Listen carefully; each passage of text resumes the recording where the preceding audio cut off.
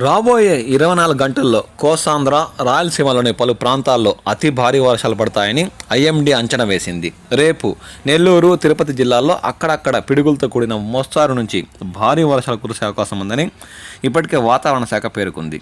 ప్రకాశం, అనంతపురం, శ్రీ సత్యసాయి, కడప, అన్నమయ్య, చిత్తూరు జిల్లాల్లో తేలికపాటి నుంచి మోస్తారుపాటు వర్షాలు పడే అవకాశం ఉందని ఈ సందర్భంగా వారు పేర్కొన్నారు. చిత్తూరు జిల్లా పుల్చల మండలంలో బుధవారం ఉదయం నుండి దీత్వా తుఫాన్ ప్రభావంతో తుంపరతో కూడిన చినుకులు రాలుతూ వాతావరణం ఒక్కసారిగా కూల్గా మారి చలి తీవ్రత పెరిగిందని స్థానికులు వాపోతున్నారు. దాదాపు గత 3 రోజులుగా తుఫాన్ ప్రభావంతో పుల్చల మండలం మరియు పరిసర ప్రాంతాల్లోని గ్రామాల్లో అప్పుడప్పుడు చినుకులు రాలుతూ చలి తీవ్రత అధికంగా పెరిగిందని వారు పేర్కొంటున్నారు.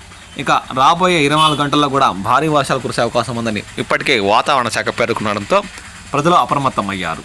చలి తీవ్రత మాత్రం తగ్గకపోవడంతో ఎండ కానరాక స్థానిక ప్రజలు తీవ్రంగా ఇబ్బందులు ఎదుర్కొంటున్నారు.